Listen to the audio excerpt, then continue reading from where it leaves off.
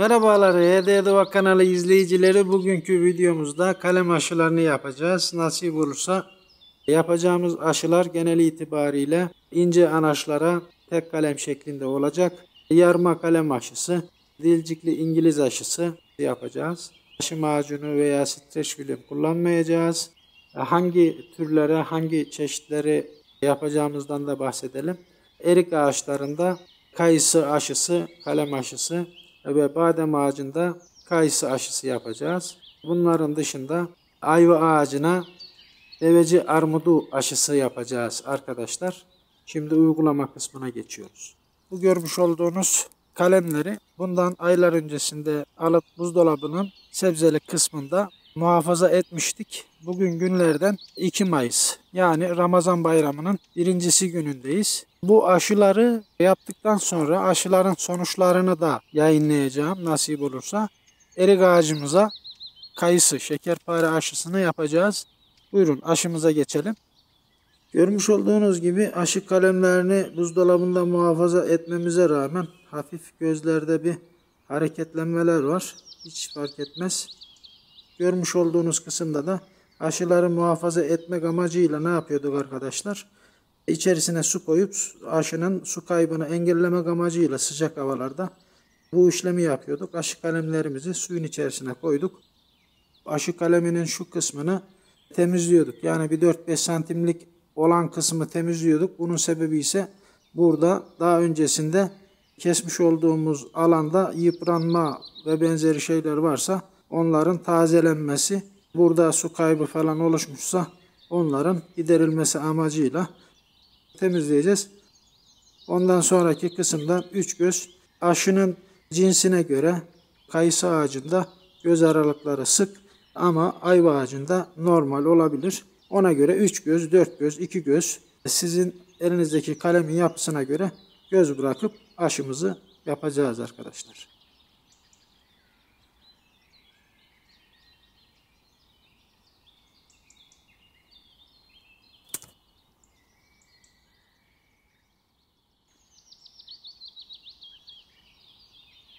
Şimdi bu görmüş olduğunuz ağız kısmını yapacağımız aşının cinsine göre yani aşının çeşidine göre açacağız. Biz burada yarma aşı yapacağız. Yarma aşıya göre bu ağız kısmını açacağız arkadaşlar.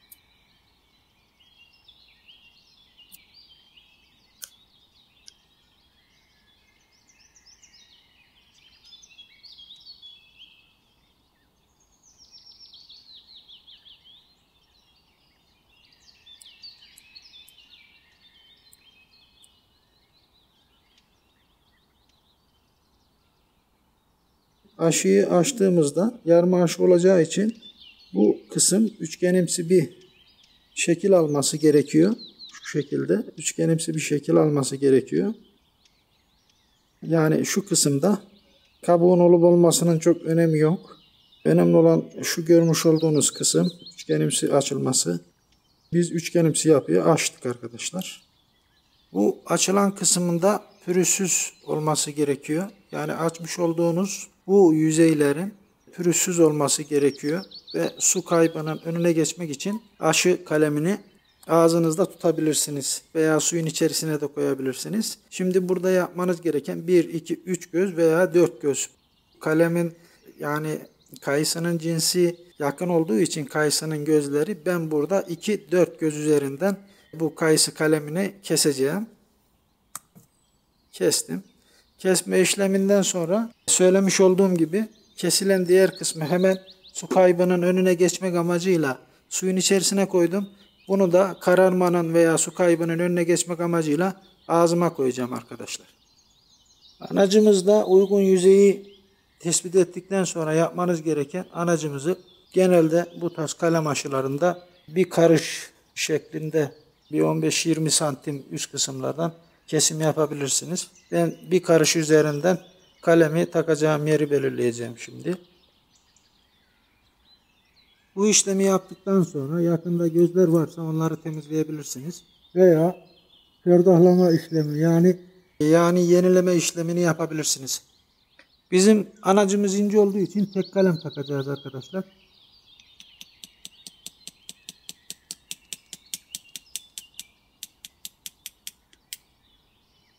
Yarma işlemini yaparken dikkatli olun. Elinizi falan kesebilirsiniz. Yani birden bu şekilde vurmayın.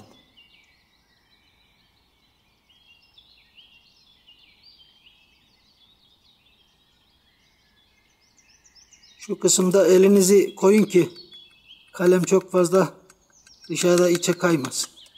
Bu şekilde görmüş olduğunuz gibi kabuk kabuğa gelecek incelerde. Kalınlarda ise kabuk içteki kambiyum dokusunun olduğu yere gelecek. Şimdi burada yapmanız gereken aşı bağıyla bağlamak veya bantla bantlamak arkadaşlar. Yani elektrik bandıyla hava almayacak şekliyle sıkı bir şekilde aşı kısmımızı şu şekilde bantlayacaksınız. Hafif bandınızı da böyle çekip sündürür gibi yaparsanız aşınız daha güzel tutar. Hava almaması için şu görmüş olduğunuz üst kısımları da kapatın. Bu aşıda herhangi bir şekilde toprak, streç film veya aşı macunu kullanmayacağım. Hatta üst kısmında dahi aşı macunu kullanmayacağım arkadaşlar. Sadece bant ve aşı bağı biraz daha sıkması için esnek plastik aşı bağı kullanacağım. Şimdi bantla iyice hava almayacak şekilde aşımın kısmını bağlama ambalaj kısmına bitirmiş oldum. Şimdi de aşı bağıyla sıkı bir şekilde aşımı bağlayacağım arkadaşlar. Hava almasın kesinlikle. Hava almaması önemli. Sıkı bir şekilde bağlamanız lazım. Yakın çekim yaptığım için biraz tabi zorluk çekiyorum size gösterebilmek amacıyla. Yabani eriye kayısı aşılamış olduk. Üst kısmı da bantlayacağım. Herhangi bir şekilde aşı macunu kullanmayacağım. Şu şekilde. Birinci aşımızı bitirdik arkadaşlar. Bantlamasını yaptım. Eğer ki arkadaşlar siz buradaki aşı kaleminin gözlerinin veya aşı kaleminin su kaybına uğrayacağını düşünüyorsanız normal streç, ince streç filmle burayı kaplayabilirsiniz.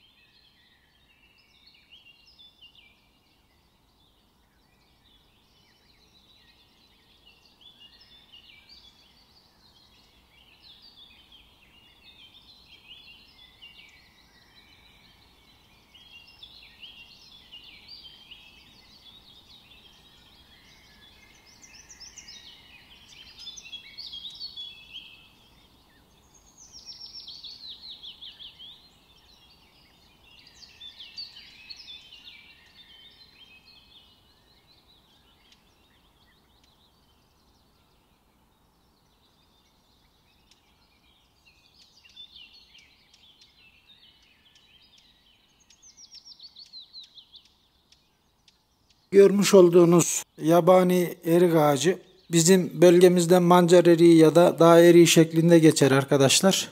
Şimdi bu erik ağacında dilcikli İngiliz aşısını deneyeceğiz. Görmüş olduğunuz gibi anacımız ince bir anaç, daha küçük. Önce anacımızın olduğu kısımda daha rahat çalışabilmek adına anacımızı üst kısımdan bir alalım. Daha sonrasında kesimini gerçekleştireceğiz. Yerimiz biraz dar. Kesimi gerçekleştirmeye çalışacağız. Alttan kavrarsanız daha bir güzel kesim olur. Evet. Görmüş olduğunuz şekliyle. Burada önemli olan kalemimizin kalınlığının anacımızın kalınlığına yakın olması. Daha sonrasında eğer göz kararıyla bu işlemi yapamıyorsanız şu şekliyle bir kılavuz alıp açacağınız anacı buradaki kılavuza göre kesimini aynı açıdan yapmanız gerekecek.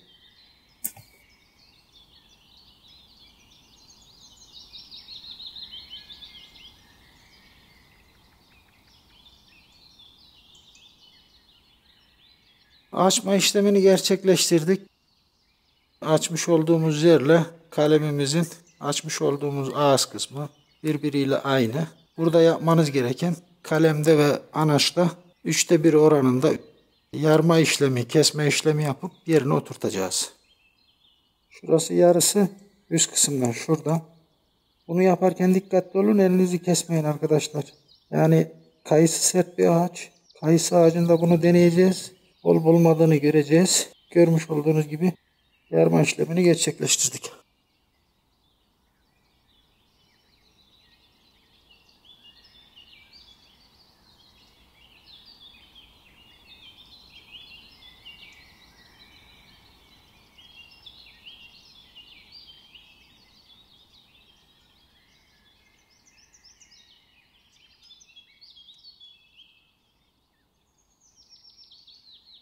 Şuradaki işlemi gerçekleştirdik. Şimdi bağlama işlemine geçeceğiz. Bantla bağlama işlemini gerçekleştirebilirsiniz. Bu aşıda aslında aşı bağına bile gerek yok ama tedbir amaçlı gene de aşı bağı kullanılabilir. Sonuç videosunu bu kısmın sonunda izleyebileceksiniz arkadaşlar.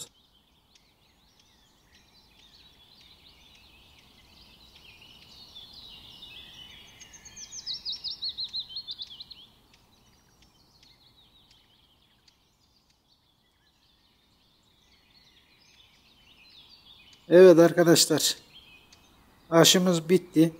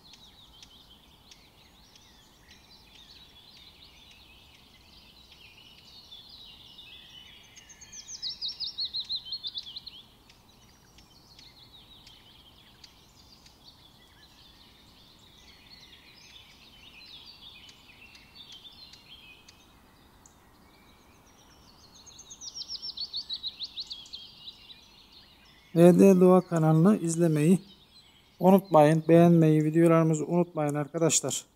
Yakından çekiyoruz, emek harcıyoruz, efor sarf ediyoruz. Sizlere bu işlerin nasıl yapıldığını göstermeye çalışıyoruz. Sizler de beğenin arkadaşlar, paylaşın.